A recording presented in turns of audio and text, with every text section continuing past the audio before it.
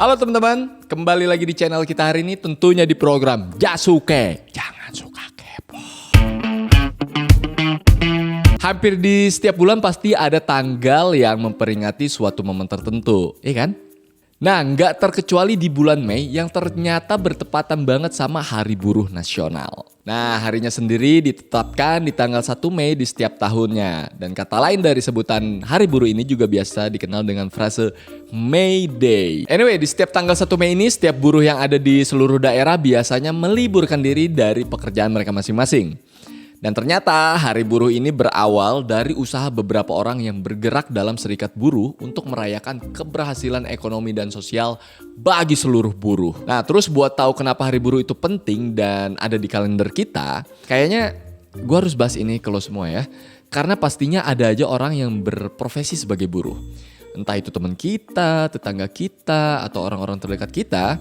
Jadi kalau misalnya ada yang nanya tentang Hari Buruh ini, kita jadi tahu nih Hari Buruh itu ternyata punya sejarahnya tersendiri. Sejarahnya bagaimana? Menurut Ane pribadi bang, sejarah Hari Buruh ini cukup seru buat kita simak bareng-bareng. Karena Hari Buruh ini ternyata lahir dari berbagai rentetan perjuangan yang dilakukan oleh masyarakat kelas pekerja. Tujuan dari perjuangan itu nggak lain adalah untuk mendapatkan kendali atas hak-hak ekonomi dan politis di dunia industri. Wah, lumayan berat nih bahasanya. Dan hal ini nggak lepas dari momen yang terjadi di negara-negara kapitalis di Eropa Barat dan juga Amerika Serikat. Karena pada waktu itu, tepatnya di awal abad ke-19, perkembangan kapitalisme industri jadi penanda atas perubahan di dunia industri yang begitu drastis. Penggambaran perubahannya mungkin bisa gue gambarin dengan pengetatan disiplin kerja sekaligus pengintensifan jam kerja. Terus juga adanya bayaran upah yang minim dan buruknya kondisi kerja di lingkungan pabrik. Nah, hal-hal inilah yang pada akhirnya melahirkan perlawanan dari kalangan kelas pekerja di masa-masa itu. Bentuk perlawanannya kayak gimana? Anyway, seperti yang mungkin udah sering kita dengar, hampir tiap beberapa kali dalam setahun pasti ada aja yang namanya pemogokan kerja ya. Nah, di waktu itu para kelas pekerja juga melakukan hal yang sama kayak yang sering kita dengar barusan. Contoh realnya terjadi di tahun 1806.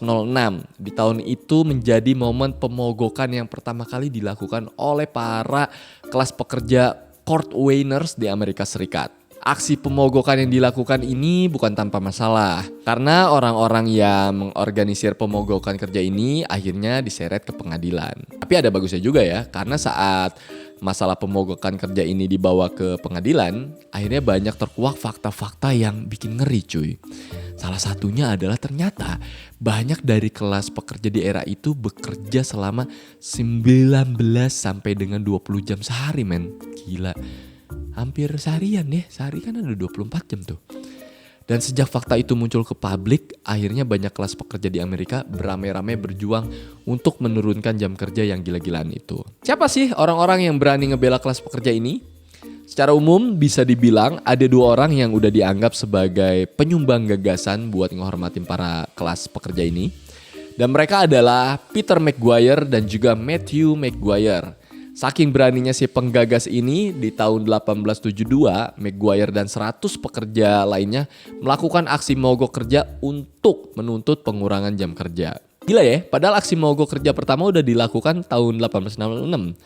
Tapi di tahun 1872 para kelas pekerja ini masih menuntut hak mereka biar dapat jam kerja yang manusiawi. Itu artinya selama kurang lebih 70 tahunan hak-hak itu belum mereka dapetin cuy. Nah, setelah aksi mogok kerja itu, McGuire terus melanjutkan aksinya dengan cara ngajak ngobrol para pekerja dan para pengangguran untuk bareng-bareng ngelobi pemerintah kota. Tuntutannya adalah supaya para pekerja bisa dapat jam kerja yang layak dan tersedianya upah lembur.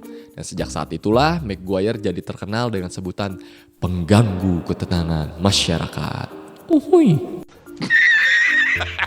Sekarang kita lompat ke tanggal 5 September 1882. Muncul parade Hari Buruh pertama yang diadakan di kota New York. Parade itu diikutin sampai dengan 20.000 peserta. Wow, lumayan banyak ya. Dan uniknya, di parade yang rame banget itu, mereka kompak bawa spanduk dengan tulisan 8 jam kerja, 8 jam istirahat, 8 jam rekreasi. Dan di balik parade akbar ini, siapa lagi kalau bukan McGuire cuy. Dan McGuire ini punya peranan yang cukup penting di dalamnya. Dan di tahun-tahun berikutnya, gagasan tuntutan jam kerja ini akhirnya nyebar ke semua negara bagian di Amerika dalam bentuk perayaan buruh. Tuntutannya berhasil nggak?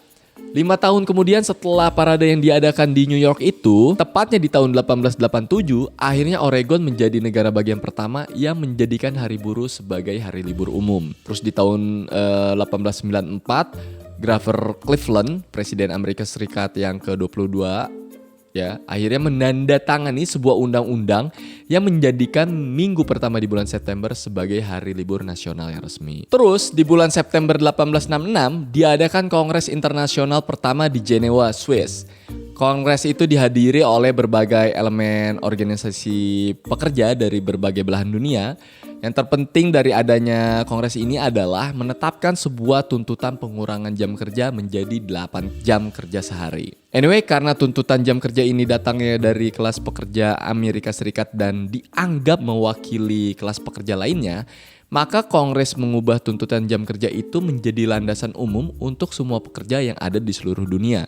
Hingga pada akhirnya di tahun 1886, Federation of Organized Trades dan Labor Unions bareng-bareng menetapkan tanggal 1 Mei sebagai Hari Perjuangan Kelas Pekerja Dunia atau yang kita kenal sekarang sebagai Hari Buruh. Penetapan Hari Buruh itu selain menjadi momen tuntutan 8 jam kerja sehari, juga sekaligus memberikan semangat baru untuk para kelas pekerja karena telah berjuang semasif itu. Fun fact, kenapa Hari Buruh akhirnya ditetapkan di tanggal 1 Mei? Hal itu nggak lain karena Federation of Organized Trades dan Labor Unions terinspirasi oleh kesuksesan aksi buruh di Kanada di tahun 1872. Nah, sebagai penutup episode ini, gue mau menambahkan kalau perjuangan kelas pekerja ya, baik di era tahun 80-an ataupun era-era setelahnya, ternyata itu nggak sesimpel demo pada umumnya ya. Contohnya seperti apa yang pernah terjadi di Amerika Serikat pada tahun 1886. Di tahun itu sekitar 400.000 buruh di Amerika Serikat melakukan demonstrasi besar-besaran untuk menuntut pengurangan jam kerja jadi 8 jam sehari. Dan aksi ini berlangsung selama 4 hari sejak tanggal 1 Mei di tahun itu. Terus di hari terakhir demonstrasi, tepatnya di tanggal 4 Mei, polisi Amerika melakukan aksi penembakan ke arah para demonstran. Nah, kejadian penembakan ini mengakibatkan ratusan orang meninggal dunia dan para pemimpin dalam gerakan itu ditangkap untuk kemudian dihukum mati. Dan para buruh yang meninggal di momen itu dikenal sebagai martir. Kalau di Indonesia, saat masa pemerintahan Orde Baru masih berjaya, ternyata Hari Buruh sempat nggak lagi diperingati cuy. Karena hal itu, tanggal 1 Mei di Indonesia bukan lagi merupakan hari libur untuk memperingati peranan buruh. Hal ini katanya sih disebabkan karena gerakan buruh di masa itu dihubung-hubungkan dengan gerakan dan paham komunis yang dilarang di Indonesia sejak kejadian G30 SPKI. Dan juga semasa Presiden Soeharto berkuasa, aksi untuk memperingati Hari Buruh dimasukkan dalam kategori aktivitas subversif. Walaupun pada kenyataannya konotasi ini jelas-jelas nggak pas ya. Karena sebagian besar negara yang menganut ideologi komunis pun menetapkan tanggal 1 Mei sebagai hari buruh dan menjadikan tanggal ini sebagai hari libur nasional. Oke, itu dia pembahasan gue di episode kali ini mengenai hari buruh ya, yang kita peringati pada tanggal 1 Mei ya pastinya. Kalau lu anak Vespa juga biasanya 1 Mei tuh ada event namanya Jakarta Mods May Day ya. Karena Vespa juga awal sejarahnya tuh dikenal sebagai kendaraan kelas pekerja. Nah, menurut kalian bagaimana tentang peringatan Hari Buruh ini? Apakah kita wajib memperingatinya atau nggak perlu? Please komen di bawah. Oke, sampai ketemu di episode berikutnya.